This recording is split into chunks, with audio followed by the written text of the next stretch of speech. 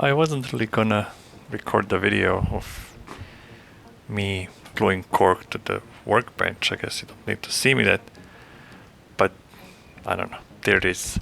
I want to say something else.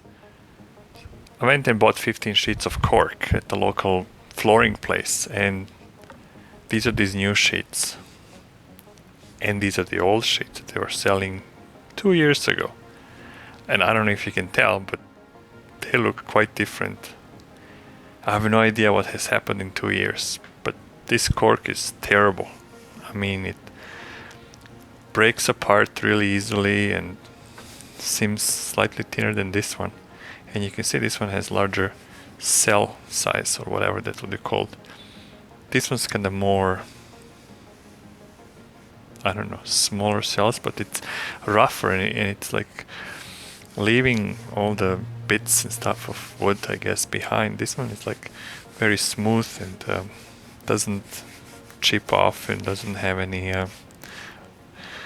dust left. Here is a quick update just before we start painting the cork. But as you can see, it's all done. It looks good, aside from it being lousy quality, but whatever. It flakes a lot. I mean, like, it leaves a lot of residue, so hopefully I can vacuum all this and then paint it, and that will seal it without any more flaking, because I mean, you don't want to have it flaking off while your trains are going over it, and they're just gonna pick up all that stuff. So progress is being made. Hopefully get this painted and then start laying track. I'm gonna use that to get the plan on the benchwork, but I'll do a video about that following this stuff here first. More to come.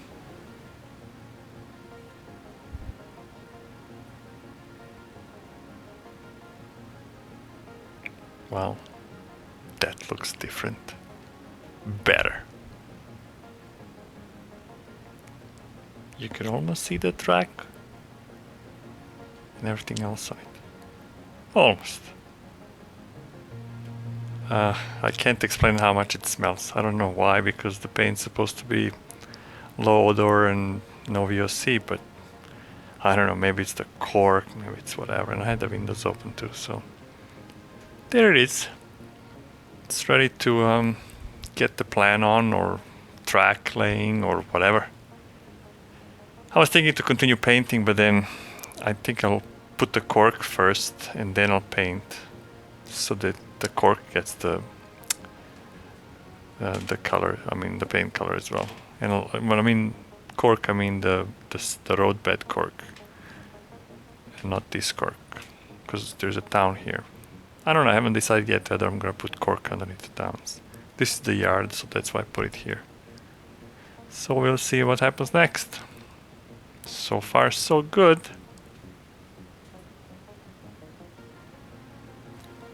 Now that the cork's down, I guess it's time to start laying track.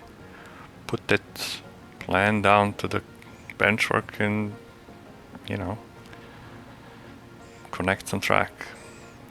Now, if you thought my ideas before were not batshit crazy, well, this one is definitely one of those ideas, and I'll show you why.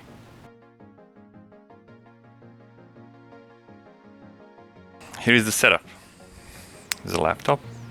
There is the plan. It's inverted. There is a short throw projector. There is the plan projected on the benchwork in 1:1 scale. I call this track laying in 21st century. There is no more printing of the papers, gluing them onto the benchwork, killing trees and everything else. You just project it. This is an Epson projector 695W for Wi-Fi. But anyways, I mean, you can use any short throw projector. I mean, this is like something we got for other purposes, and then, you know, it just happens to be useful for this as well. And, you know, I've already kind of tried to fit some turnout to see how they appear on the benchwork, and I mean everything matches like exactly, right? So you can see here the ends of the turnouts. I've also labeled, I don't have a 5C, I need to cut to 5C, but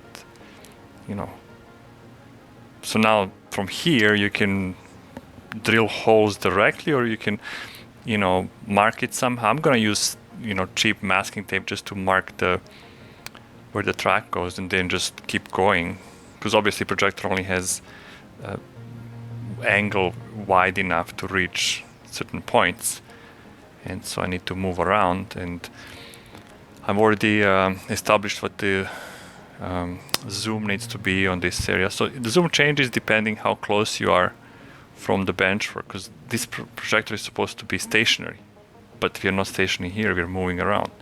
In this area it's certain distance from the benchwork, and that distance determines the projection angle, the whatever, like the squares, they're supposed to be 1 foot. So I use those to determine what the zoom should be into the image. And here I use a program, an open source program called JPEG View, and that allows you granular zoom in 1% increments. So I'm right now at 147%. But that could change, depends on what resolution your image is in. So then I use some rulers in the plan to just give me a reference. So for example, you see 24, well, that's the width of my benchwork. It's like matching exactly. Same thing here. This piece here, that's 36 from the wall there, and that is 36. And this is gonna come handy once you come into the yard ladder over here and everything else. So I'll show that as well. But I just wanted to,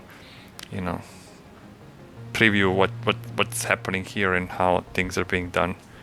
I'm not seeing other people use projections. I guess they don't have projectors, but I mean, this was like $150 on eBay, so it's not that expensive. And if you have other uses for it, then you can get one. I mean, you spend more money on other things. Locomotives cost $300-400, and this is going to help a lot getting the plan down onto the benchwork. I don't have to eye anything out. I don't have to worry about matching any angles, approach angles for my ladders or whatnot. The pinwheel is over there, so I mean that angle is kind of critical. So yeah, I'm gonna mark all this, and then I'm gonna move on and then continue marking more, and then I'll keep updating with the videos updates. If you have any questions about the setup beyond anything, just drop a comment, and then I'll be happy to post more details. Stay tuned for more.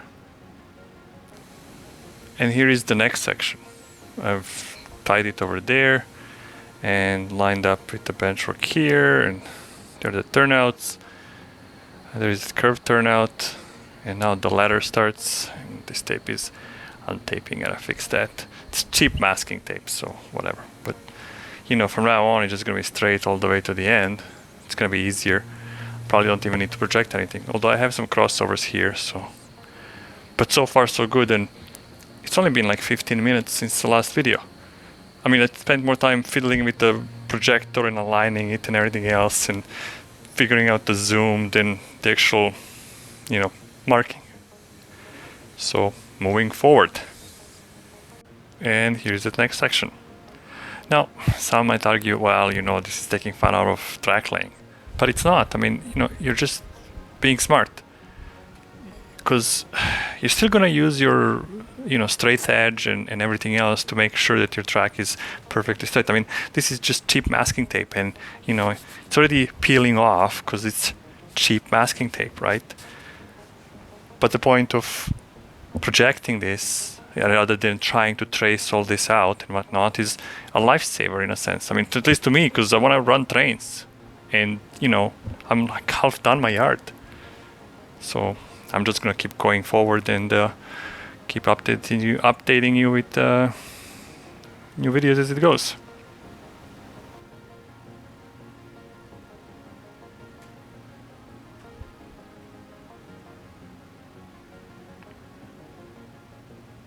can stand here and admire its beauty, its genius.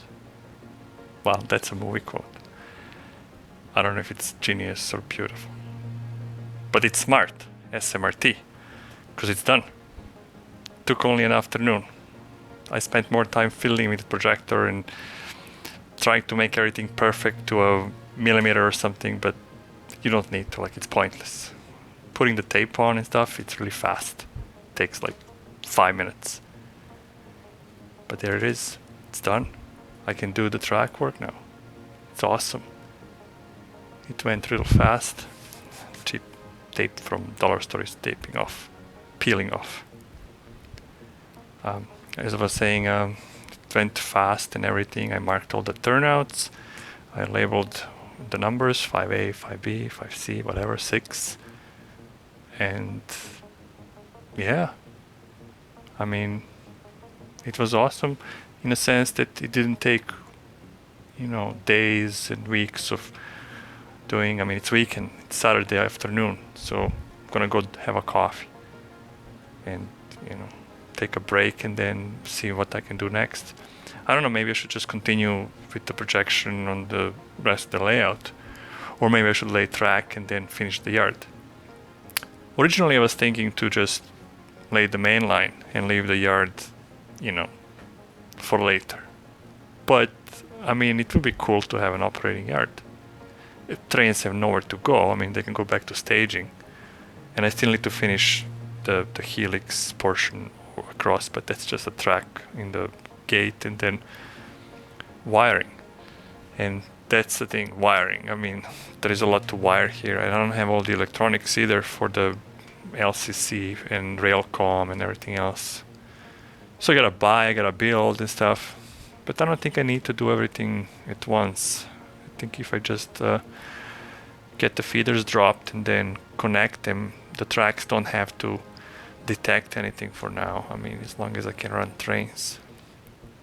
So maybe I'll, since I'm on some in the zone or whatnot, I can continue with the projection of the layout track plan here and maybe finish the whole main line all the way around. I don't know, we'll see. Maybe I can do it all today. One final video after all the track plan has been transferred. Kinda end up janky. Well, the lines look janky because the white masking tape or painter's tape looked good on brown, but white on plywood, it's like white on white, more or less. So I ended up just drawing a center line by hand. I wouldn't call it a center line because it's terrible, but it's just there for me to see, because I'm gonna peel off the tape anyways. But there it is, and I put all the turnouts on as well just to see do I have everything. I mean, somehow I feel like I'm short on some turnouts. I mean, I do have some spares, but there's a few on the upper level that I might need 5A microengineering and not 5B, I'm not sure. But all I have left is 5Bs. I have one 5A and I think it's a left hand or right hand. So we'll see. But that's all there is. So I think now I'm gonna start, oh yeah. The projector is fine, it's just that you have to make sure it's level. The projector needs to be level and then you can do the keystone correction. But because my floor is sloped this way, then I always had to level the projector first and then do the correction in the perspective, right? I transferred the plan here, but then I've moved the benchwork 2 inches wider or pushed it into the aisle. I think I'll need to fiddle with the track arrangement here, so I don't know, we'll see how that comes out. And the reason being is that over here at Pier 3, this turnout kinda ended up being too close to the edge, I don't know, or maybe that's how it was on the plan. And then I had to fiddle over there in the corner just to make sure that the curve doesn't go too far, too close to the wall. And then I added a temporary bridge here. And over there at the bypass, I think I'll need to figure out something, because I don't know how is this gonna curve into the helix. I'm thinking I'm going to lay the cork, just lay simple, what am I saying? The roadbed cork, not the one that I used in the yard. But I'm just gonna run the cork wherever the track is. I was debating whether I should do cork in the populated areas, but I thought, like, no, I'm not gonna do that. I'm just gonna do the normal cork that we use for track, and then fill the gaps wherever the structures are with something like the foam or one of the thicker corks, like, I think, because there is a 6mm cork as well, so we'll see. I don't know. Either way, that's it for now. Thanks for watching, and see you soon.